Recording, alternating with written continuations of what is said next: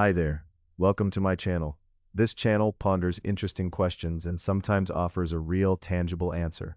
Other times it leaves the listener to decide. I would love to hear your feedback in the comments for questions you would like answered or simply pondered upon. Also, whilst I have you here, most of our listeners are not subscribers, so if you like my content, please hit that like and subscribe button, and hopefully with your help, I can reach my target audience. This is a YouTube channel created with AI and is being fed the questions and specific talking points and pointers from its creator.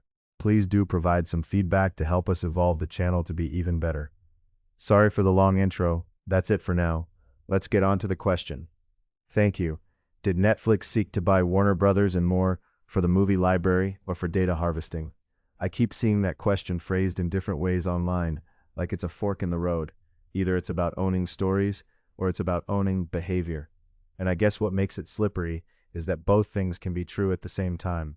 First, just on the facts, there hasn't been a real confirmed attempt by Netflix to buy Warner Brothers. No filing, no announced talks, nothing that holds up the way actual mergers do when they're moving.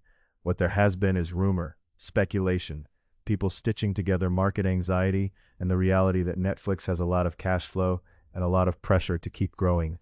And Warner Brothers, it's not just a library, it's a huge operating business. Film, television, games, distribution, production deals, long-term talent contracts, unions, real estate, debt, all of it.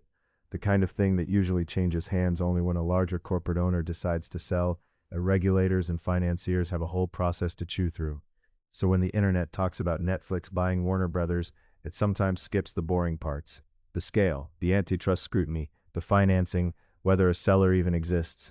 But staying inside the question anyway, if Netflix did seek that kind of purchase, what would be the point? Library or data harvesting? The library case is the cleanest to understand.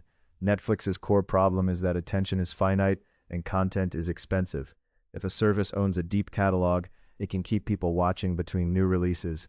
A good library lowers churn. It gives breadth, it gives comfort viewing, and it reduces the constant need to outspend everyone on brand new titles just to stay relevant. Warner Brothers historically has a lot of that. A back catalog that people rewatch, a long tail, and importantly, rights that can be licensed out or kept in-house depending on the strategy. For a streaming platform, owning a studio also means controlling production, not just buying shows after they exist. That control can stabilize costs over time, at least in theory, though studios can also be money pits if the slate misses. There's also the competitive angle. If Netflix owned that kind of library, competitors wouldn't be able to rent it. And that has been a big shift in the last decade, studios pulling content back to their own services, leaving Netflix to replace it with originals. So you can see why people imagine Netflix wanting to reverse that by becoming the studio, not the renter. Then there's the data harvesting idea, and I get why it shows up. Netflix is a data-driven company. It measures what gets clicked, how long people watch, where they stop, what they search, what they rewatch, what artwork makes them press play. It runs experiments, it personalizes rows and thumbnails. That's all public knowledge, not really a secret. It's the normal operating model of a major streaming platform. But would buying Warner Brothers primarily be about harvesting more data? If you think about it, Netflix already has data at scale. Hundreds of millions of viewers globally, depending on the period you're looking at. Massive viewing telemetry. If the goal were simply more data, it's not obvious that buying a studio is the cheapest or cleanest way to do that. They can get more data by expanding in markets, adding plans, improving retention, bundling, or simply being the platform people watch on. A studio library doesn't automatically create new categories of user data. It creates more titles to run through the same measurement system, unless the claim is more subtle. Not more data, but better leverage from data. Because owning a famous library could change bargaining power. It could change how Netflix negotiates with device makers, advertisers and ad-supported tiers, telecom bundles, even talent. It could help Netflix keep viewers inside its ecosystem longer, which means more behavioral signals over longer periods, which means better predictions, better greenlighting, better marketing efficiency. Not in a sinister way necessarily, just in a system optimization way. Still, when people say data harvesting, they often mean something darker, collecting personal data to sell it, and Netflix's business model doesn't really depend on that. Netflix makes money mostly from subscriptions, and now also for advertising in certain plans, but the central engine is still people paying monthly. It doesn't need to sell user data to third parties to function, and it hasn't positioned itself that way publicly. So if we're sticking to factual ground, the data harvesting framing feels more like a general tech industry suspicion than something specific to a hypothetical Warner Brothers acquisition. There's also the reality that regulators look hard at vertical integration. A platform buying a major supplier can raise concerns about foreclosing competitors. And buying something as culturally and commercially significant as Warner Brothers would trigger political and antitrust attention in a way that a smaller acquisition wouldn't. If Netflix were hunting primarily for data, it would be choosing the loudest, most complicated path possible.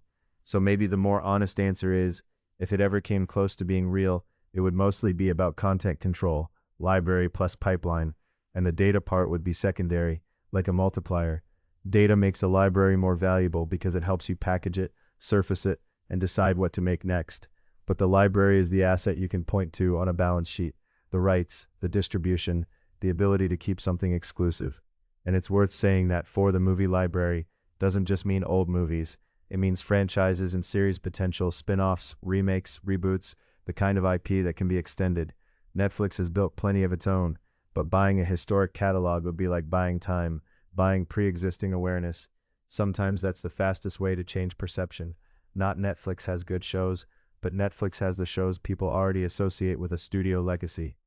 But then I circle back to the first factual piece. Did Netflix seek to buy Warner Brothers? The grounded answer is, there's no solid evidence it did. The conversation feels like a proxy argument about what Netflix is, or what people fear it is becoming. Is it a modern studio trying to own distribution and content? Or is it a data company wearing a studio costume? Maybe it's both, but unevenly. The company behaves like a studio when it funds productions and chases awards and manages slates. It behaves like a data company when it personalizes and A/B tests and optimizes retention. If it ever tried to buy Warner Brothers, the clearest strategic reason would still be the straightforward one: own a giant supply of content and the means to make more and keep people subscribed. I don't know. It's interesting how the question almost asks what people think is more powerful, stories or measurement, and maybe the actual power is the combination. Stories that generate signals, signals that shape the next stories. If there's a take you've heard that feels especially grounded, or if the data harvesting angle seems more plausible to you than it does to me, I'd be curious to read it in the comments. That's about it from me. Thank you for spending this time with me. If you have any thoughts, please let me know in the comments, and I will see you in the next video.